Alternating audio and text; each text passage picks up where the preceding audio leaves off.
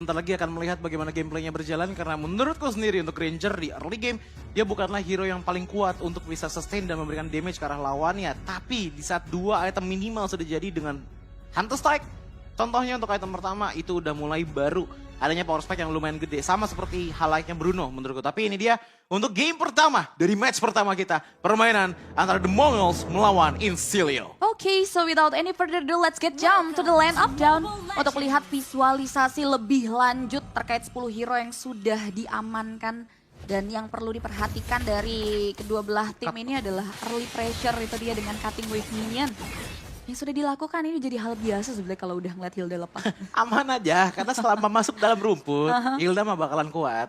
Regen yang kenceng juga, dan tujuannya cutting wave ya ini. Dia pindah ke arah mid lane dan ngebantuin kah untuk nge-zone out juga, dan akhirnya satu ketahuan di depan sana. Ya, ini juga jadi hal yang sebaliknya juga ya, dengan adanya satu buah pergerakan yang sudah mulai hadir, begitupun juga dengan adanya M6 Pass yang juga telah hadir. Kalian bisa langsung secure ya item eksklusif M6 yang akan ada dari 18 November hingga dengan 29 Desember nanti akhirnya jadi buruan. Betul. Kalian dapetin item-item eksklusifnya M6 sekarang juga. Langsung aja kalian jadi speedrunner ya untuk menyentuh level 150 karena aku lihat banyaknya influencer. Ini kayaknya termasuk Alios sih. Udah mencoba mengambil ataupun mengklaim statue atau figurin dari Cloud M6 yang makin rame lagi karena sebelum-sebelumnya kita ngeliat satu hero doang. Iya. Yuzong, Beatrix, ya kan Roger. Nah untuk kali ini kita dapat dua. Cloud dan Dexter. Cloud dan Dexter. Dexter. Iya. Cloud dan Dexter. Iya bener dong. Gak salah sih, ada Gak dua. salah dong, Dua ada piece dua ya. kan. Pantesan aja semua Iya. berlomba-lomba ya. Jangan bingung gitu ah JP. Tapi ini dia untuk emblem-nya. Dimana kalau misalkan kita ngeliat di early rotation dengan Hilda yang ngambil ke arah Walrus Blessing dan juga Trill, emang nyarinya adalah untuk pukul-pukul pulang. Itu yang bakal ditekenin. Apalagi dengan Kongsi 11, kemungkinan besar item pertamanya bakal menuju ke arah Thunderbelt. Sementara Justinian untuk di awal seperti ini, dia bakalan coba untuk jungle terlebih dahulu dengan banyak, tapi Reaper, satu baris speed tersisa. Almost, dipaksa untuk menggunakan karya satu buah flicker for defensive. Ini jadi satu trigger battle spell yang mahal sebetulnya ya, apalagi kehadiran dari Reaper. Ini juga dibutuhkan untuk perebutan karya objektif netralnya. Turtle sudah mulai hadir dan nampaknya kalau kita lihat dari segi gap levelnya ini masih fluktuatif banget. Dan mungkin akan coba untuk mulai kembali diperkuat dengan adanya objektif Turtle yang sudah mulai dipegang oleh Zetsu. Itu dia retribution yang on point coming from Zetsu. Membuat akhirnya Turtle berhasil diamankan begitu saja dan bahkan Shamlingnya maju ke depan memberikan satu buah serangan tambahan karya Reaper. Dan nampaknya tidak ada poin eliminasi yang bisa ditukar oleh tim Incilia di area Reaper.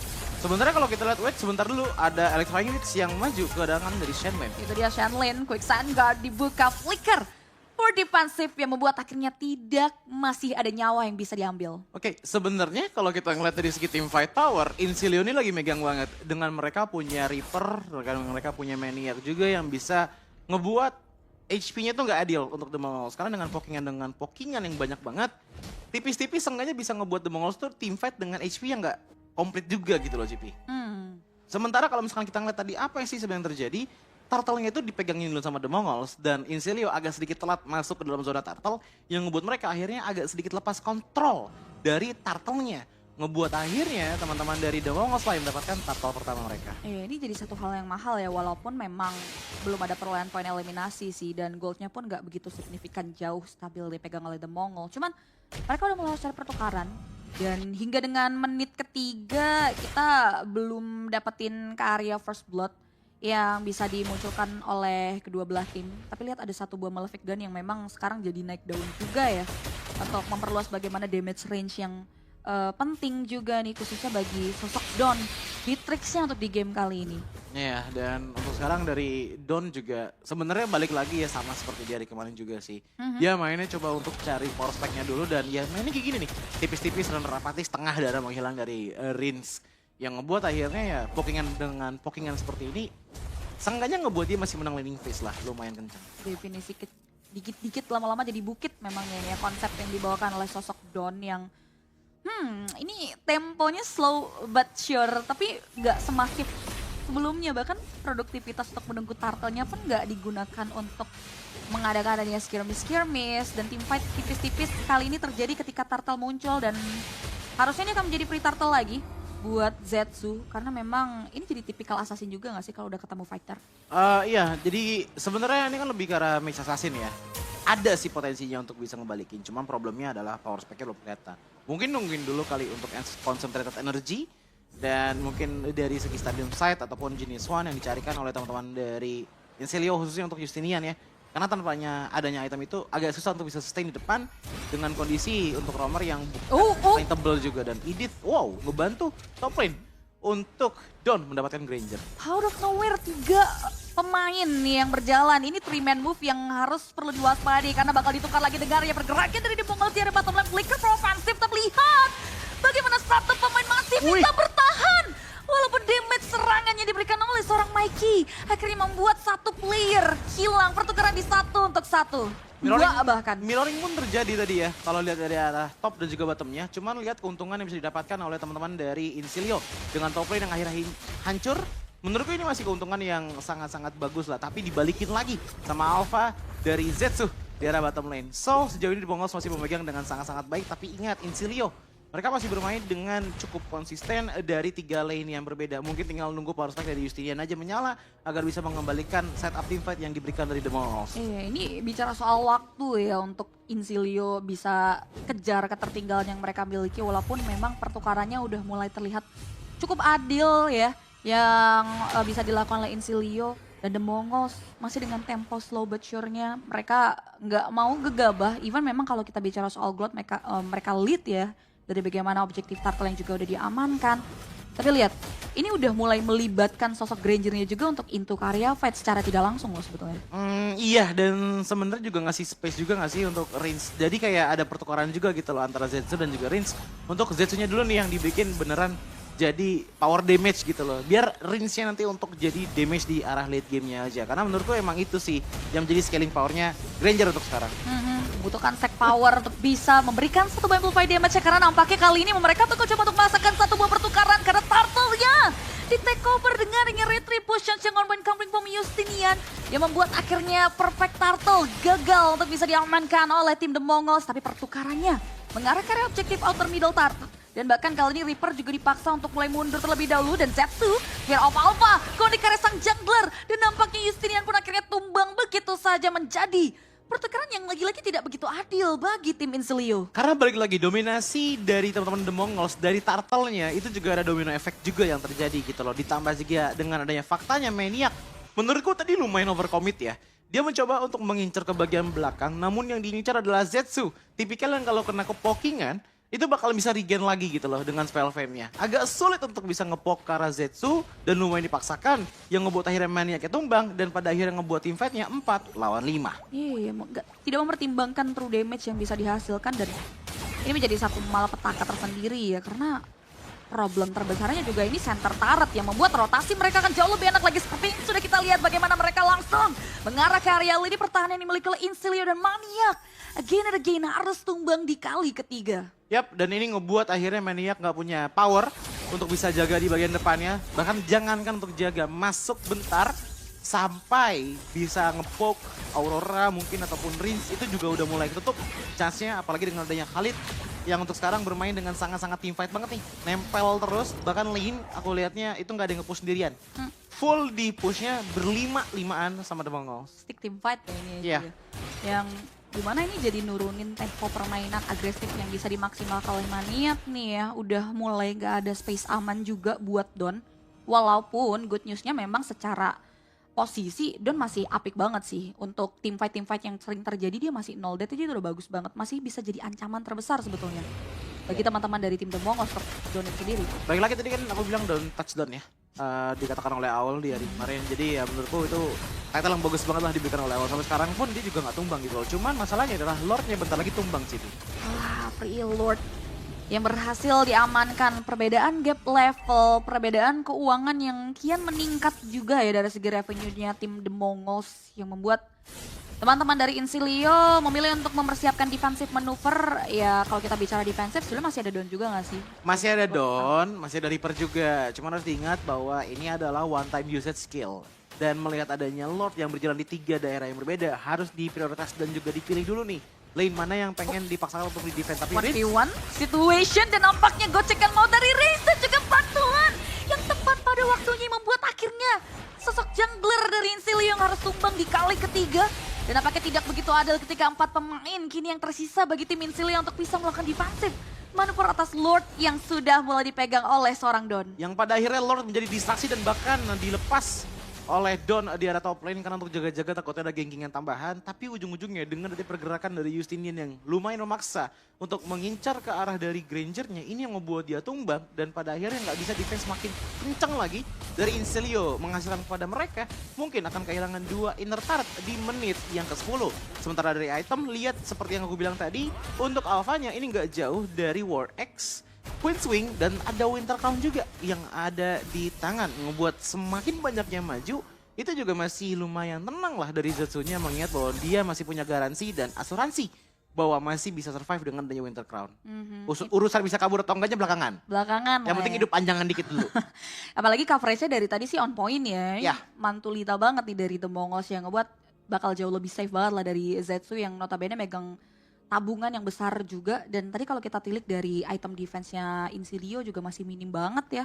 Masih ada Dirtot Armor yang mungkin ada anti kiras dari Maniac. Tapi belum Nggak adanya cukup sih. defensive magic sih dari Mikey juga yang dari tadi kontribusi damage-nya juga perlu dipertimbangkan sebetulnya ya.